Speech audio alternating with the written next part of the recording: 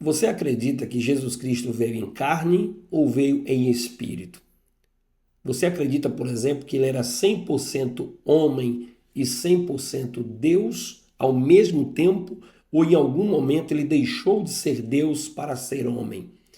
Você acredita, por exemplo, que ele deixou a eternidade e veio à Terra na forma física? Ou era apenas um fantasma? Tinha uma aparição que parecia ser um homem, uma pessoa, mas não era? Por exemplo, há alguns que ensinam que Jesus não morreu na cruz, mas foi um sósia que morreu em seu lugar. Você já ouviu falar pelo menos sobre isso em algum momento da história? Então são assuntos como esse de uma relevância muito importante para a nossa atualidade, falando sobre a doutrina de Cristo, que nós vamos trazer na terceira aula desse terceiro domingo. Então essa aula é importantíssima para você e eu quero te convidar para ficar aqui no nosso canal do YouTube Renato Promochenkel.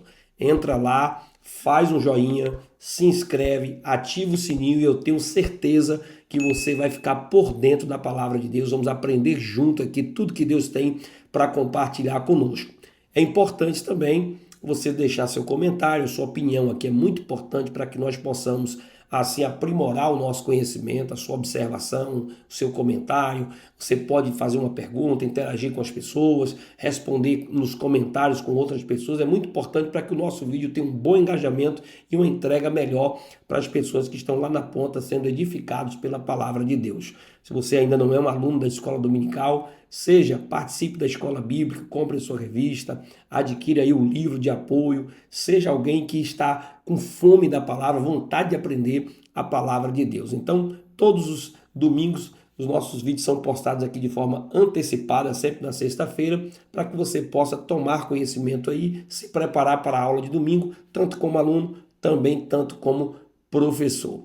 Dito isto, nós vamos agora adentrar a nossa aula de hoje, a nossa aula que está com um tema muito bom, que vai falar sobre a encarnação do Verbo, e essa terceira aula está maravilhosa, ela faz parte da nossa revista Em Defesa da Fé Cristã, escrita aí pelo pastor Ezequias Soares, publicado pela nossa revista CPAD.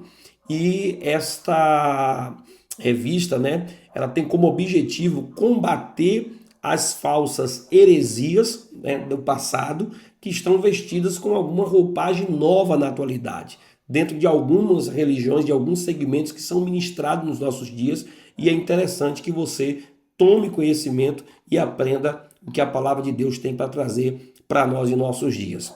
Essa aula tem como objetivo, né, os objetivos da nossa aula, pelo menos três. Primeiro objetivo é enumerar as heresias que negam a corporidade de Cristo, ou seja, quais são esses ensinamentos, essas heresias que negam que Jesus Cristo tem um corpo. Então é isso que nós vamos ministrar para que você tome conhecimento na aula de hoje.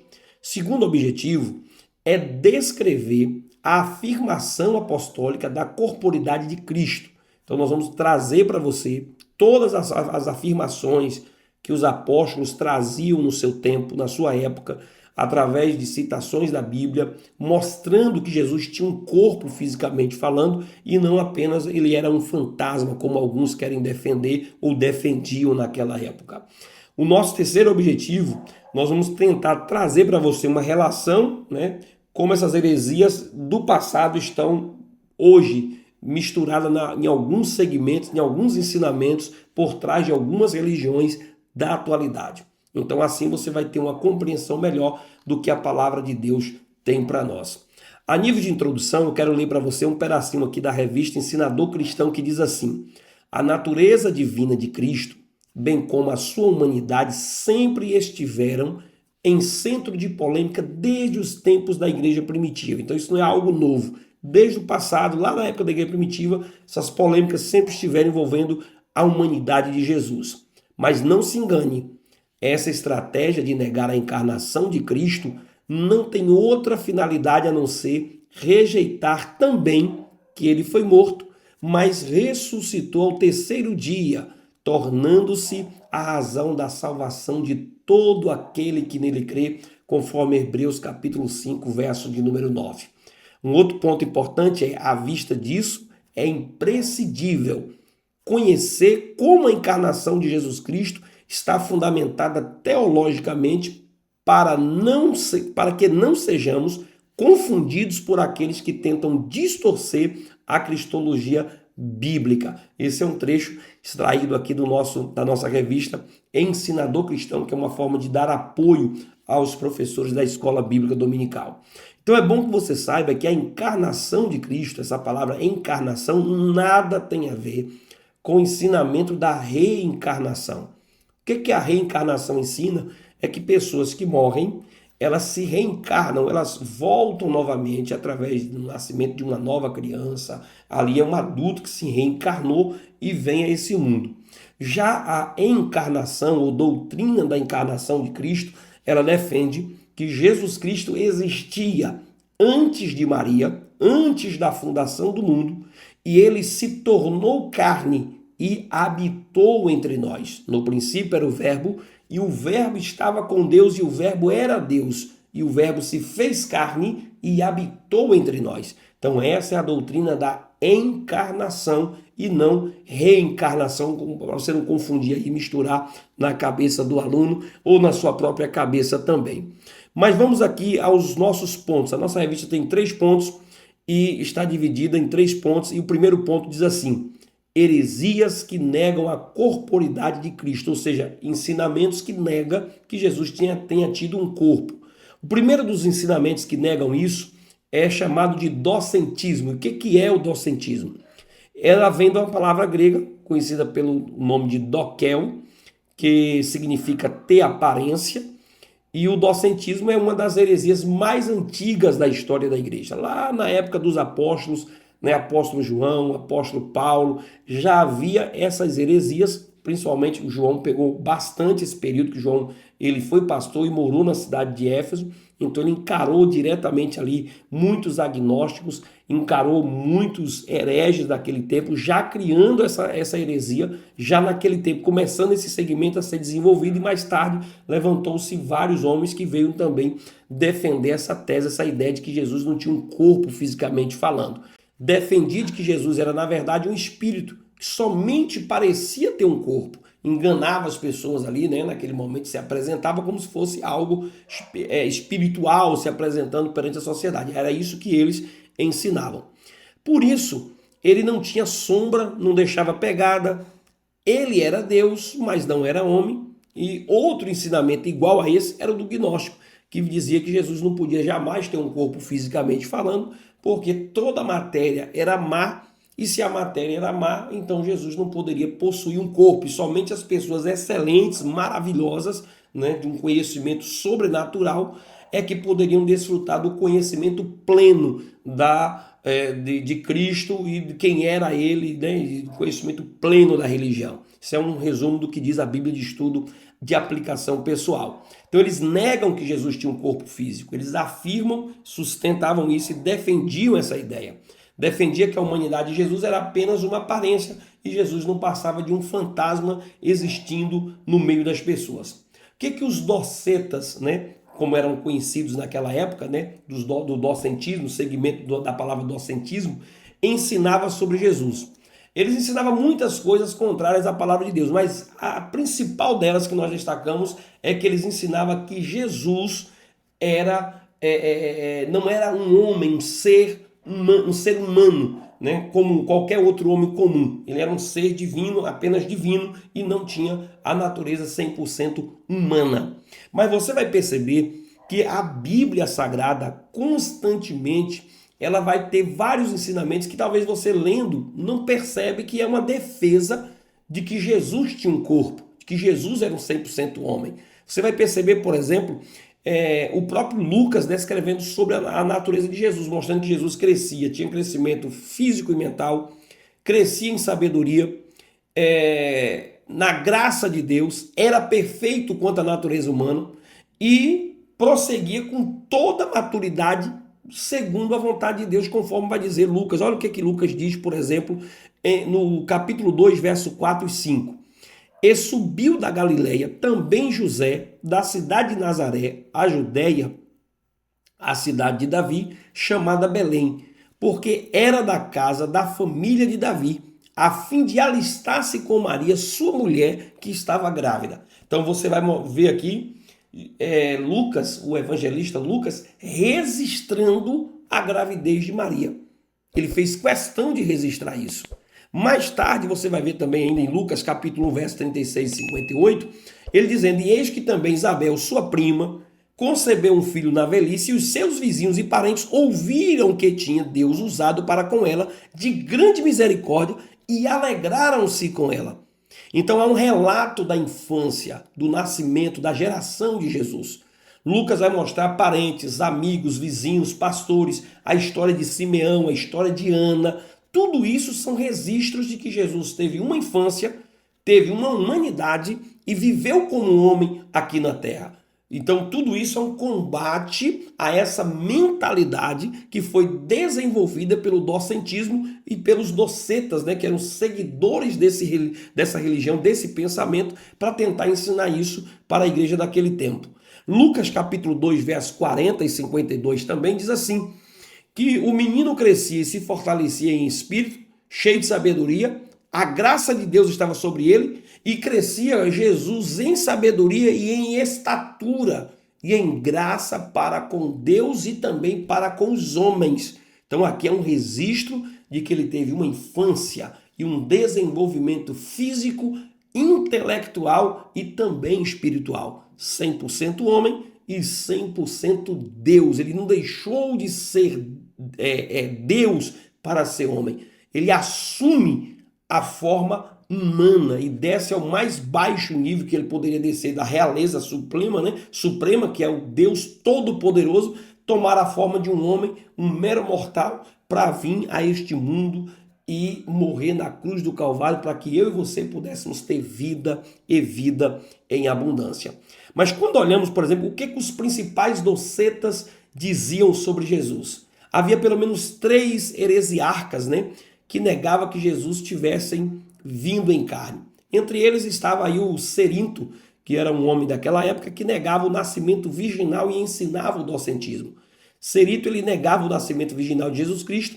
Segundo ele, Jesus foi concebido normalmente de José e Maria, e a sua sabedoria e poderes miraculosos adivinha pelo recebimento do Espírito, quando Jesus foi batizado por João, perdendo tudo quando foi crucificado e voltando à sua condição original, conforme o relato do próprio pastor Ezequias no seu livro de apoio à revista de Escola Bíblica Dominical. Então, para ele, naquele momento em que Jesus foi ser batizado por João, aquela voz que ecoou: eis aqui o meu filho amado, o Espírito desceu sobre Jesus, e ali é que Jesus se torna o Cristo, um ser divino. Era um homem comum e depois se tornou um ser divino. Essa era a ideia que o Cerito defendia. O Novo Comentário Bíblico, ele vai dizer que Cerito era um falso mestre naquele tempo de João e ele negava a encarnação do Verbo. E ele dizia, sustentava abertamente, dizendo que Jesus tinha se tornado Cristo no dia do batismo e deixou de ser no momento da crucificação. O comentário ainda afirma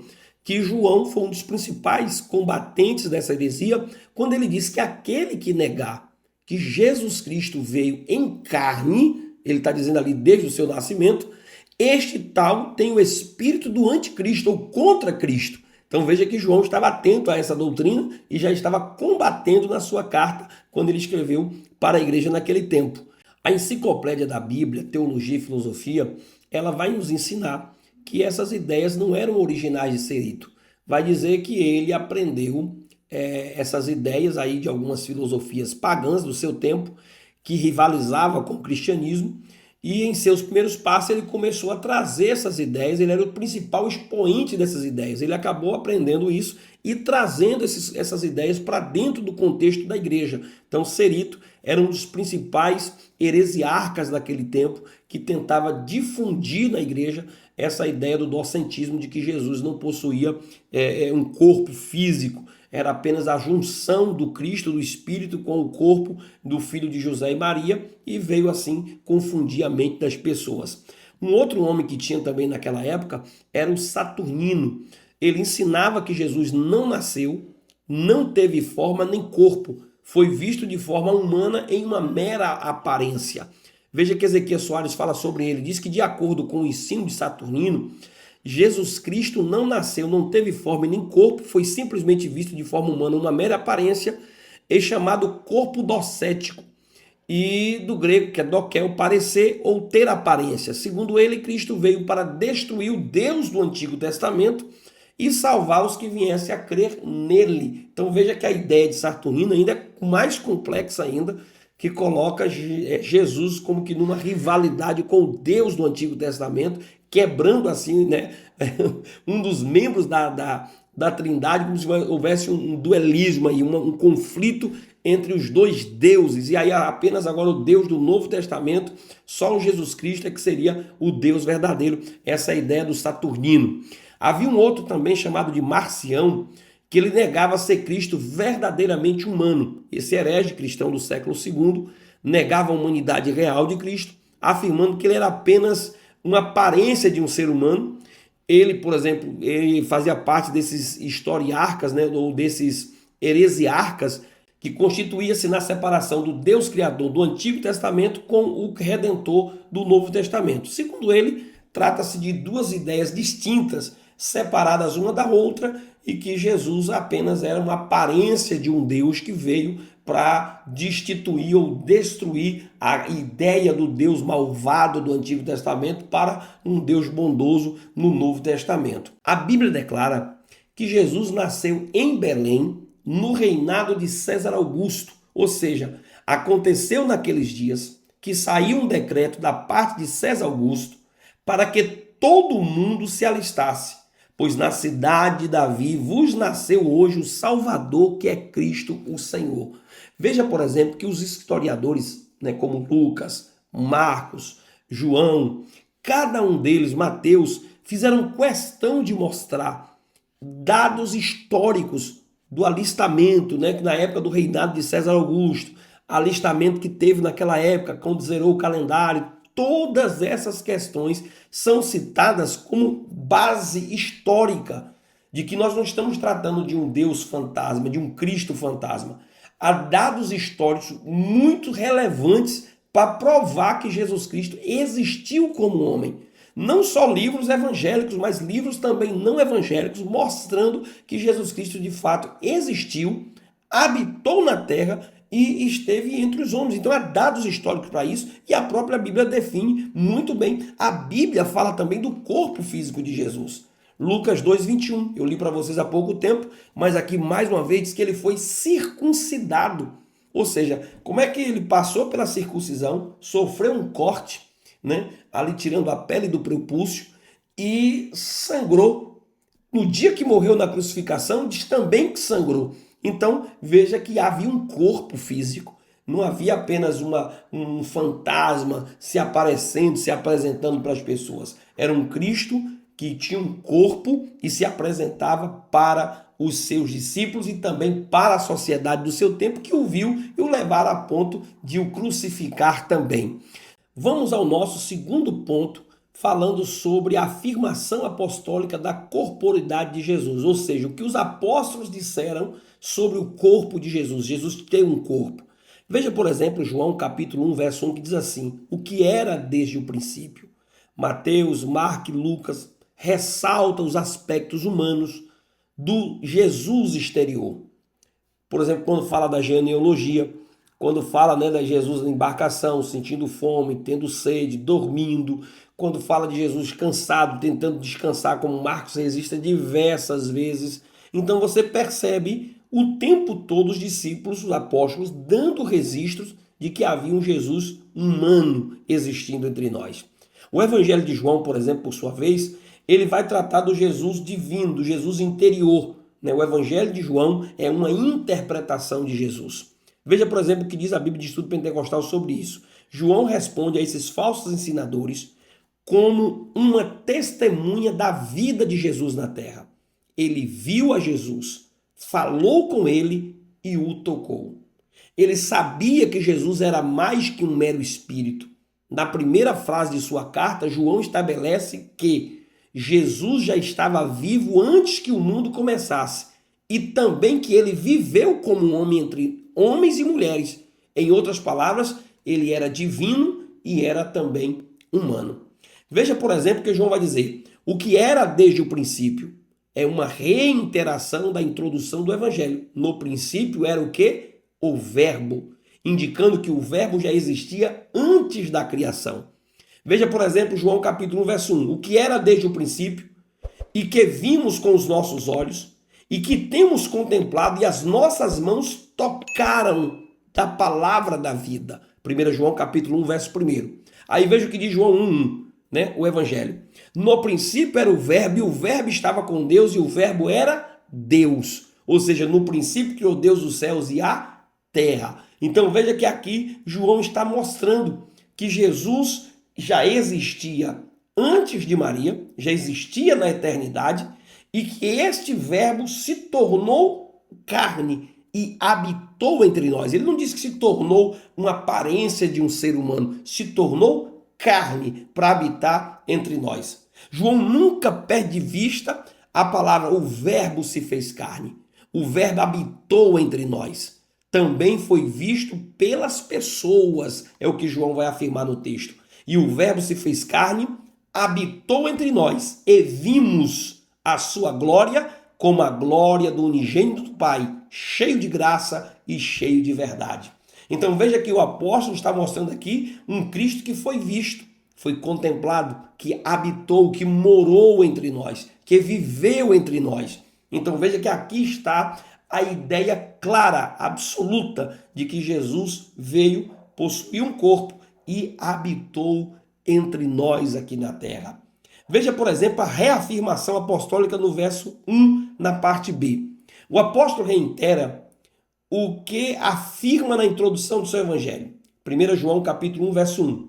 O que era desde o princípio, o que vimos com os nossos olhos e que temos contemplado e as nossas mãos tocaram da palavra da vida.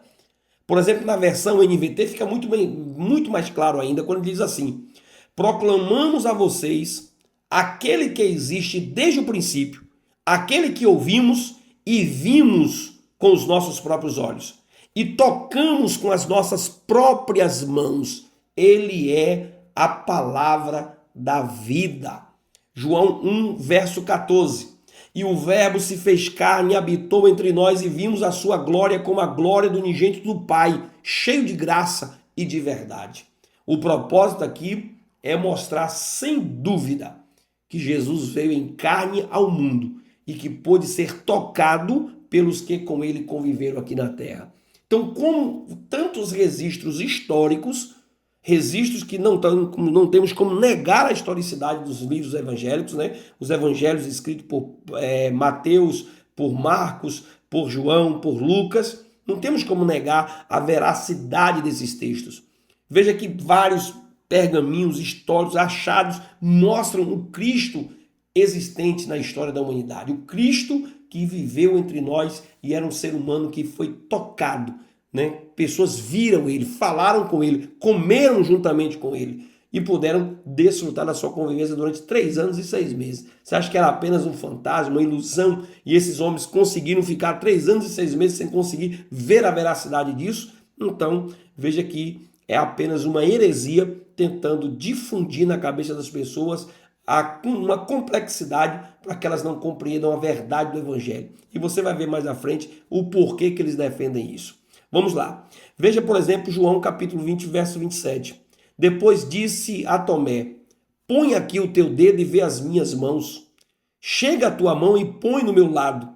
Não sejas incrédulo, mas crente. Jesus exige e mostra que Tomé podia tocar nele e ver que ali estava o Cristo vivo. Então Jesus sofreu sob Pôncio Pilatos. Credo dos Apostólicos vai dizer isso, ou seja, padeceu nas mãos de um dos personagens da história. A história não vai negar isso. Acerca do seu filho que nasceu da descendência de Davi, segundo a carne, Romanos capítulo 1, verso 3. Então o pastor Ezequias Soares chama a atenção no livro, chama-nos a atenção os 3 verbos que o apóstolo usa nessa introdução: ouvir, ver e tocar.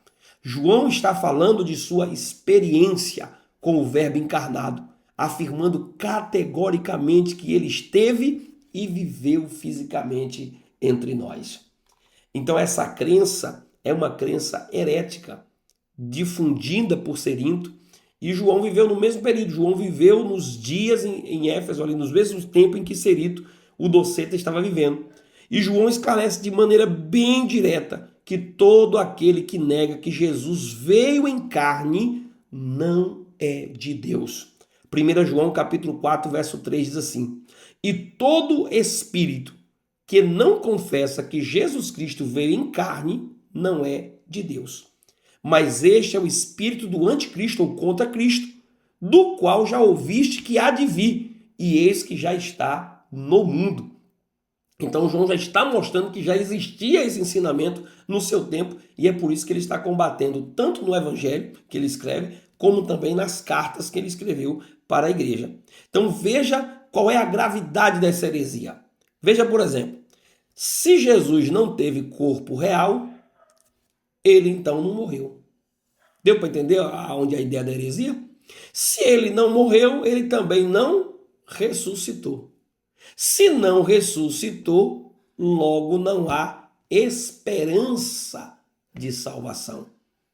Então, 1 Coríntios capítulo 15, verso 17 e 18, o apóstolo Paulo diz: se Cristo não ressuscitou, é vã a vossa fé e ainda permaneceis nos vossos pecados. E também os que dormiram em Cristo estão perdidos.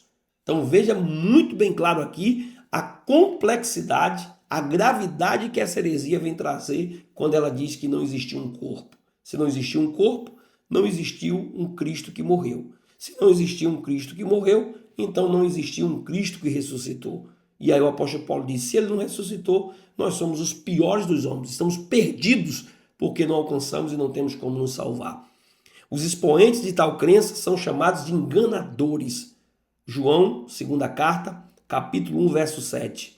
Porque já muitos enganadores entraram no mundo, os quais não confessam que Jesus Cristo veio em carne. Este tal é o enganador, é o anticristo.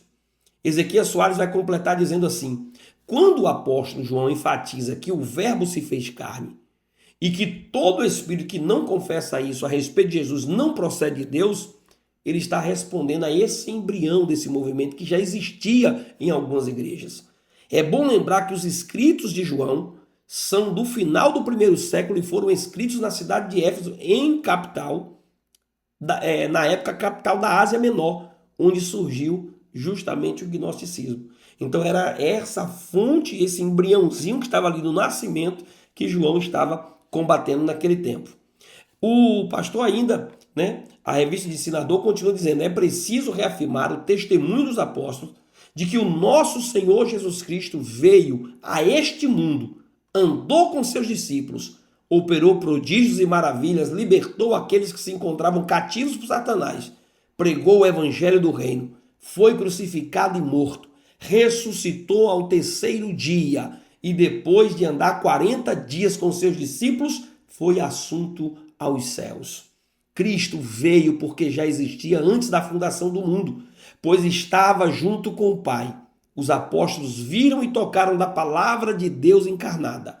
Que este testemunho seja levado até os confins da terra, não somente por palavras, mas principalmente por meio de nossas vidas, através do testemunho que nós podemos exibir do nosso Senhor e Salvador Jesus Cristo.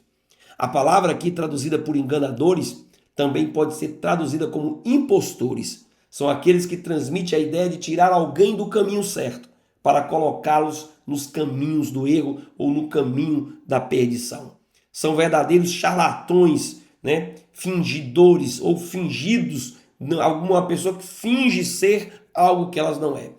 Então o maior perigo dos líderes mentirosos é o fato de que eles parecem ser sinceros e críveis, mas não são. Não é fácil detectá-los em uma multidão. Normalmente são simpáticos, atraentes, caso contrário não poderiam atrair as pessoas. Não devemos ficar paranoicos e suspeitar de todas as pessoas que conhecemos, mas precisamos ser sábios e avaliar o caráter, o comportamento daqueles que procuram influenciar as pessoas para o reino de Deus. A maneira como seus professores, pregadores vivem revela uma grande parte do que eles creem a respeito de Cristo. Isso é o que diz a nossa Bíblia de estudo e aplicação pessoal. É pelo fruto que você conhece a árvore. Não tem como um pé de banana produzir manga. Não tem como um pé de manga produzir banana.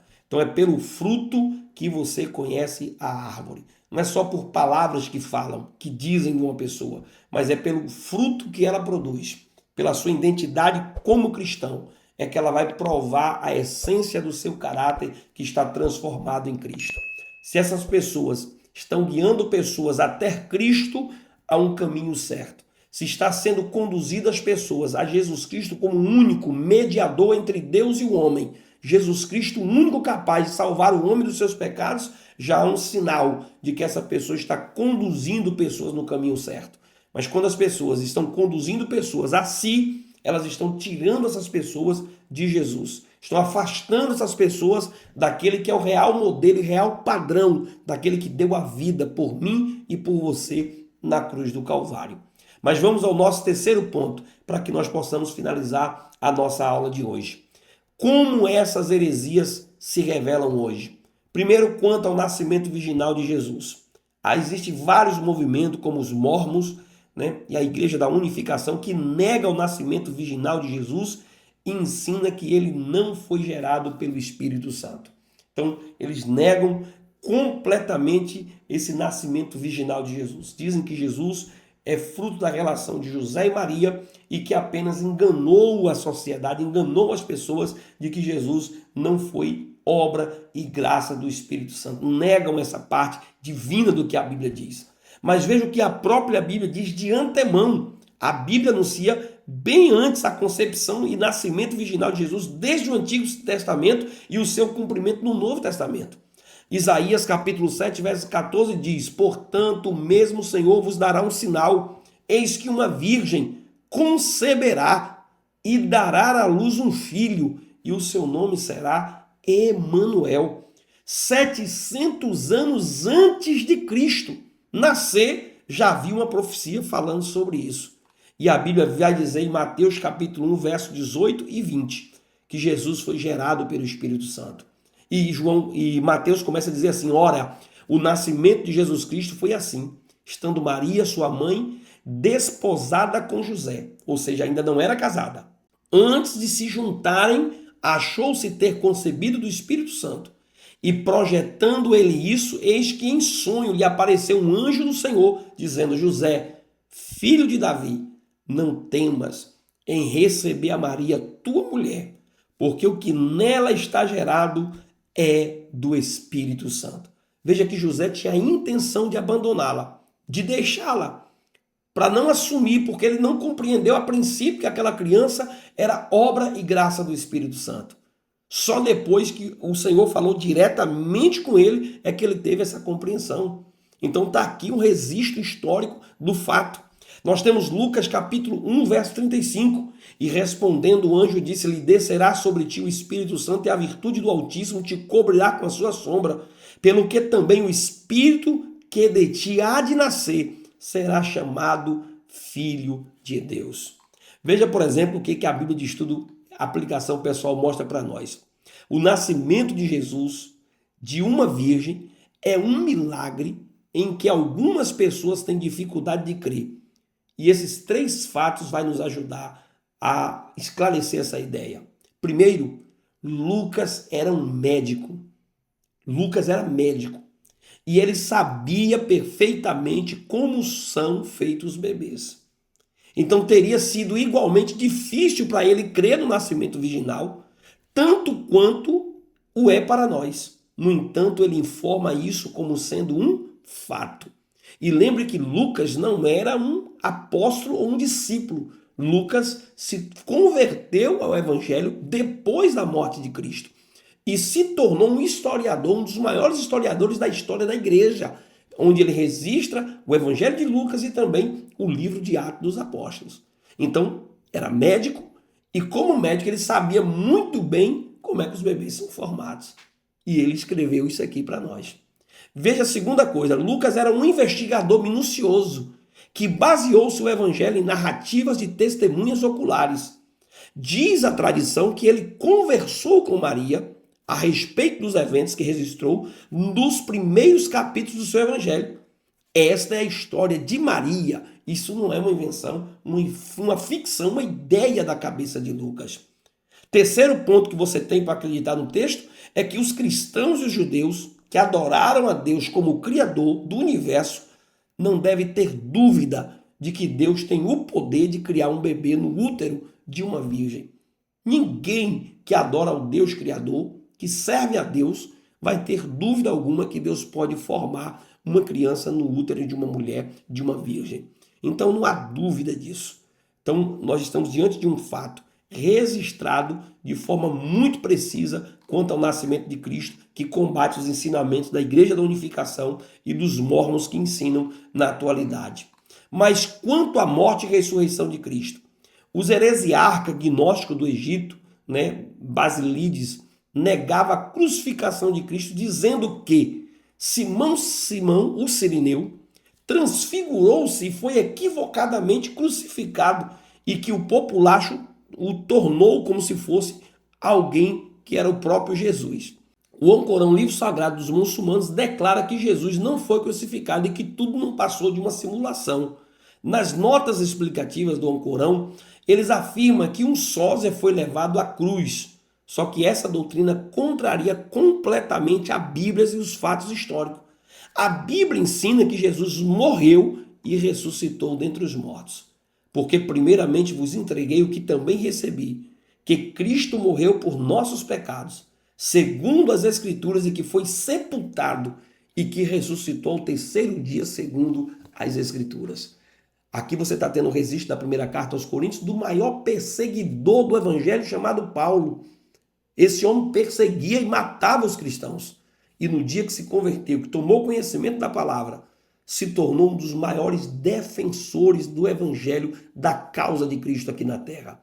Os evangelhos sinóticos resistem simplesmente que Simão foi constrangido a carregar a cruz. Ele não foi obrigado a morrer na cruz, ele só apenas carregou. O próprio Jesus foi crucificado. João capítulo 19, Marcos capítulo 15, Mateus capítulo 27 e Lucas capítulo 23. Está lá o registro do momento histórico em que Simão Sirineu apareceu no cenário. O Fazedor de Cruz é um livro histórico, um extra bíblico, vai mostrar que o Simão Sirineu tem família, viveu posteriormente e é citado no livro de Atos dos Apóstolos, continuou em vida. Há registro da existência de Simão Sirineu no Evangelho, no livro de Atos dos Apóstolos.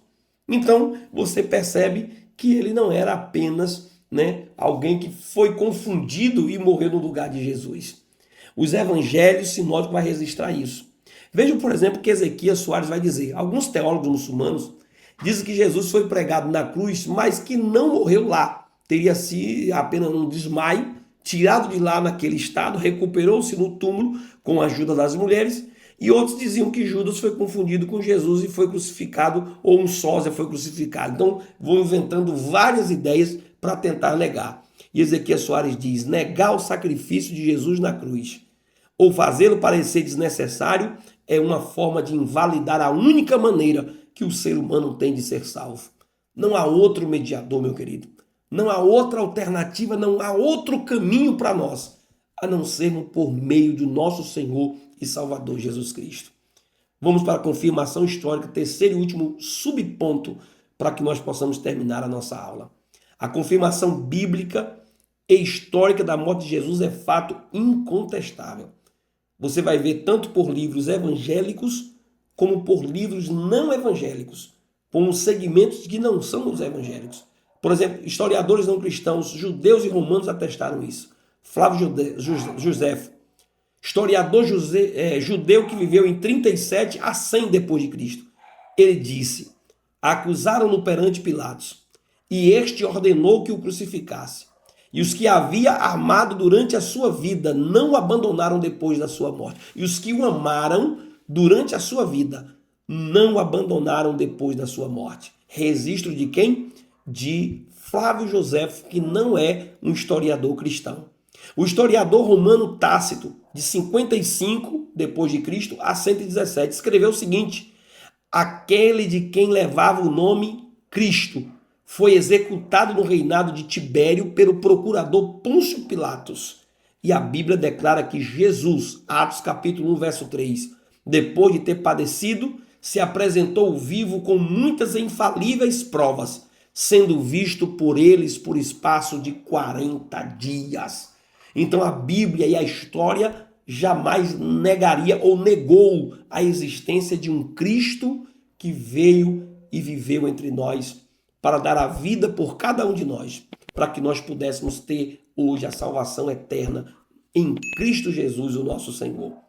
Ezequias Soares vai dizer assim, diante de toda a descrição pessoal de Jesus apresentada nos evangelhos, o testemunho da história e dos historiadores seculares é praticamente impossível negar o Jesus histórico, negar que ele veio em carne.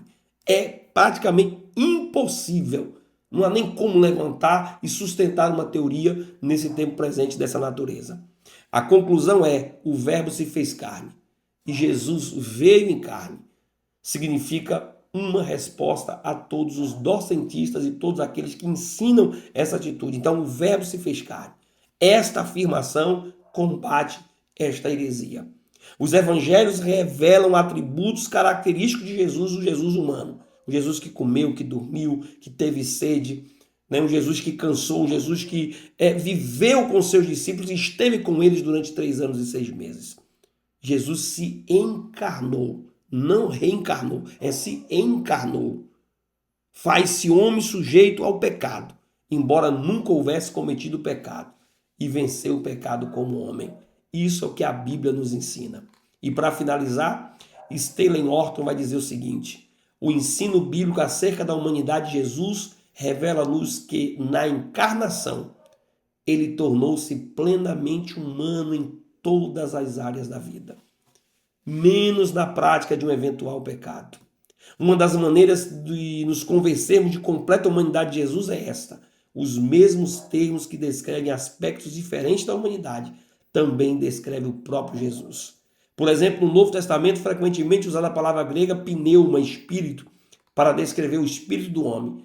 É a mesma palavra empregada para Jesus. Ele mesmo aplicou a si mesmo a palavra pneuma, quando na cruz entregou o seu espírito ao Pai e o seu corpo expirou naquele momento. De ter a capacidade de perdoar os homens e falar palavras precisas e até o momento de não quebrar os seus ossos na cruz do Calvário, no cumprimento de uma profecia que estava acerca dele. Então não temos como negar que Jesus Cristo veio em carne e habitou entre nós. 100% Deus, 100% homem. Não deixou de ser Deus para ser homem. Não foi um sósia que morreu em seu lugar, mas foi o próprio Cristo que deu a vida por mim e por você. E que Cristo te abençoe com esta palavra. E eu deixo aqui para você um pedido importante. Deixa aí o seu joinha, se inscreve e ativa o sininho.